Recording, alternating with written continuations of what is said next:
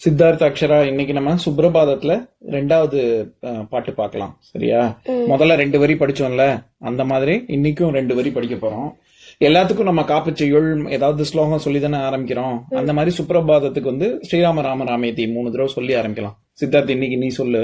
श्रीराम राम रामेति रमे रामे मनोरमे सस्नाम राम नाम वराणमे வராணனே वराणने श्रीराम राम रामेति रमे रामे मनोरमे सस्नाम राम नाम वराणने श्रीराम राम रामेति रमे रामे मनोरमे सस्नाम राम नाम वराणने. சரி, இப்போ உங்களுக்கு போன பாட்டு நம்ம பார்த்தது, ஆரம்பம் பார்த்தது ஞாபகம் இருக்கா? ஒரு தடவை படிக்கிறேன், நானே அர்த்தம் சொல்றேன். கௌசல்யா சுப்ரஜா ராமா பூர்வா சந்தியா பிரவர்த்ததே உத்திஷ்ட நரசார்தூல கர்த்தவியம் தெய்வமான்மீகம். இதுதான் பார்த்தோம். அதாவது கௌசல்யாவின் கௌசல்யா சொல்லும் போது எனக்கு ஞாபகம் வந்துச்சு. கௌசல்யா வந்து ராமரோட அம்மா. கரெக்ட். அப்புறம் வந்து அவங்க ராமரை எழுப்பும் போது ஒரு சுப்ரபாதம் பாடுவாரு. அதுல வந்து ராமர் வந்து கௌசல்யாவோட பையன் எழுந்திருன்னு எழுப்புறாரு விஸ்வாமித்திரர். எழுந்திரு ராமா எழுந்திரு அப்படின்னு. பூர்வா சந்தியா பிரவர்த்ததே, கிழக்குல சூரியன் உதிக்குது, அதனால எழுந்திரு. உத்திஷ்ட, உத்திஷ்டனா எழுந்திருன்னு அர்த்தம். நரசார்தூல ஞாபகம் இருக்கா? நரசார்தூலன்னா யாரு? நரன்னா யாரு? அந்த நரசிம்மரா? நரசிம்மர் இல்ல, நரசிம்மருங்கிறது பாதி மனுஷன் பாதி சிங்கம்.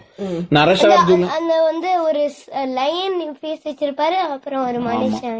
நரசார்தூலன்னா மனிதர்களில் சிறந்தவன். ஷார்தூல அப்படின்னா ரொம்ப பிரமாதமான எமினன்ட் பர்சனாலிட்டி அப்படின்னு சொல்றோம்ல. மனிதர்களுள் மாணிக்கம் அப்படின்னு அர்த்தம். கர்த்தவியம், கர்ணா என்னது? செய்யறது. உன்னோட கடமைகளை செய்யணும், சீக்கிரம் எந்திரு. தெய்வமான்மீகம், என்ன கடமைகள்? காத்தால இங்க தெய்வமான்மீகம், தெய்வத்துக்கு நம்ம காலங்காத்தால வைகரை தொழுதெழுன்னு சொன்னேனே, காலங்காத்தால நம்ம செய்ய வேண்டிய கடமைகள், சுவாமி கும்பிடணும், எழுந்துருன்னு எழுப்புறாரு. சரியா? ஆமா, காத்தால எந்திருந்தா தானே குளிக்கவே முடியும், அதுக்குதான். சரி, இப்ப நம்ம 2வது பாட்டு பார்க்கலாம். அதுலயே முதல்ல பாட்டை படிச்சிடுறேன், அதுக்கப்புறம் அர்த்தம் சொல்றேன். உத்திஷ்டோத்திஷ்ட கோவிந்த உத்திஷ்ட கருடத்வஜ உத்திஷ்ட கமலாகாந்தா திரைலோக்கியம் மங்களம் குரு.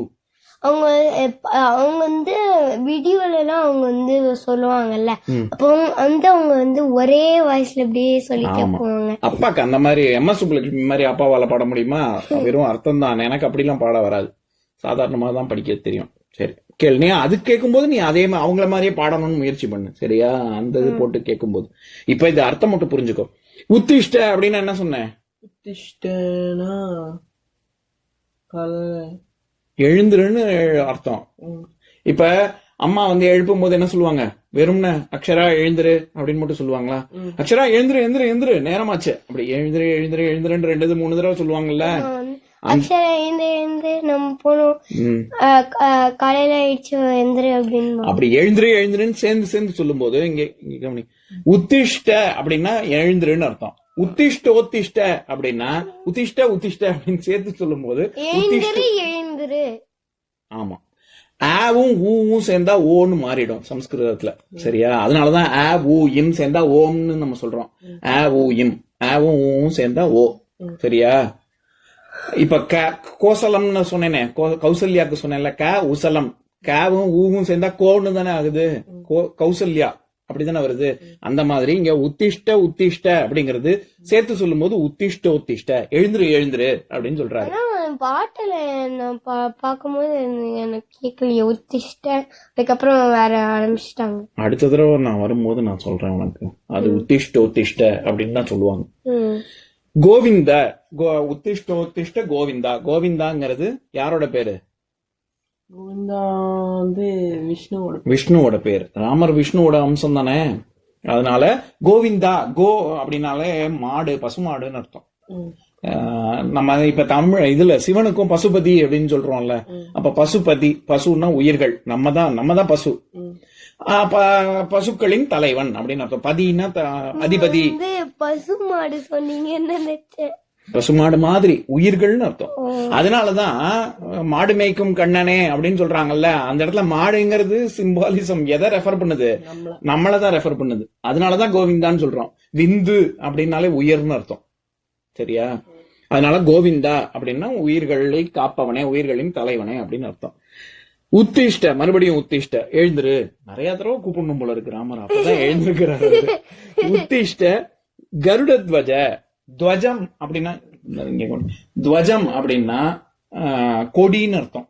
துவஜஸ்தம்பம், கோவில்ல நான் சொல்லியிருக்கேனே, எதை தாண்டி நம்ம நமஸ்காரம் பண்ணக்கூடாது அப்படின்னு சொல்லியிருக்கேன்ல, அந்த துவஜஸ்தம்பம்.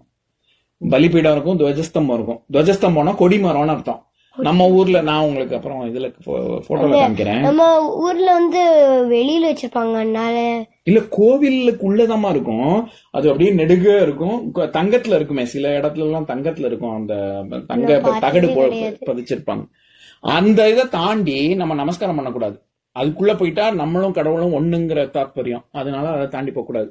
கொடிமரம் தான் எல்லை, அதுக்கு இந்த பக்கம் தான் நமஸ்காரம் பண்ணணும். சரியா? அப்ப அந்த எதுக்கு சொல்ல வரேன், கருட துவஜ, கருட கொடியை கொண்டுள்ளவனே. ஏன்னா விஷ்ணுவோட வாகனம் என்னது? கருடன். கருடன். அதனால கருட துவஜ. துவஜம்னா ரெண்டு கொடி. கருடன்னா வந்து அந்த கழுகு பேர் என்ன? அதான். ஆனா வந்து நான் அது பேர் என்ன? ஓ இல்ல அது வேற. சரி, கருட கொடி. சரியா? கருட கொடி கொண்டவனே அப்படின்னு சொல்றாங்க. இங்க எல்லாமே விஷ்ணுவை தான் குறிக்குது. உத்திஷ்ட, மறுபடியும் எழுந்துரு அப்படின்னு சொல்றாங்க. உத்திஷ்ட கமலா காந்தா. கமல்னா என்னன்னு சொன்னேன்? கமலம் எந்த பூ? கமலம்னா எந்த பூ? கமலம்னா பூனாலே மல்லி மல்லி மல்லி. மல்லிகை பூலாம் இல்ல. லோட்டஸ். பூனா தமிழ்ல அல்லின்னா லில்லி தான். தாமரை பூ. சரியா?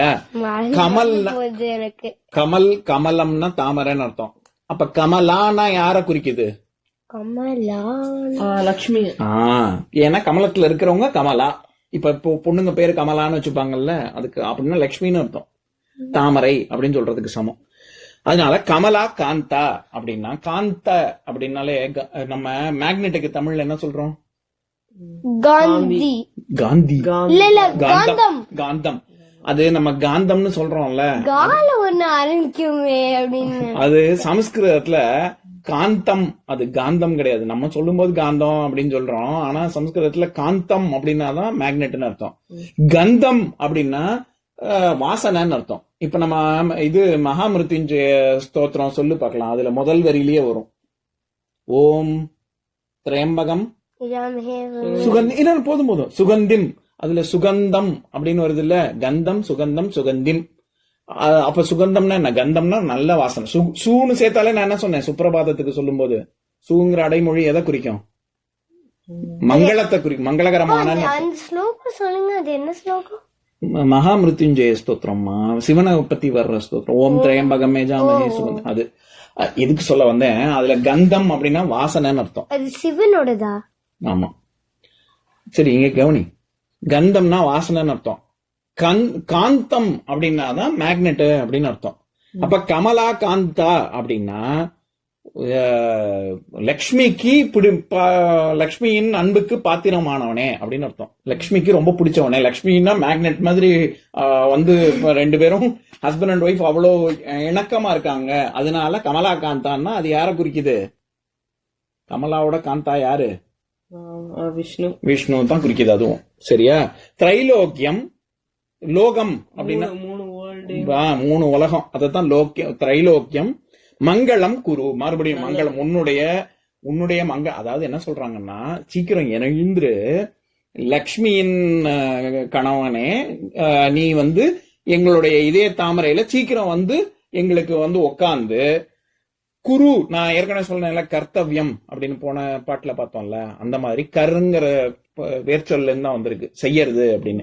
இங்க மங்களம் குரு, அப்படி குரு அப்படின்னா செய்யி அப்படின்னு அர்த்தம். என்னத்தை செய்யணும்? மங்களத்தை எங்களுக்கு, நான் எங்க மனசுல வந்து நீ உட்கார்ந்து எங்களுக்கு மங்களத்தை கொடு அப்படின்னு கேக்குறாங்க. புரிஞ்சுதா? சரி, இப்ப நான் பாட்டை படிக்கிறேன், எங்களோட சேர்ந்து இன்னொரு தடவை படிங்க.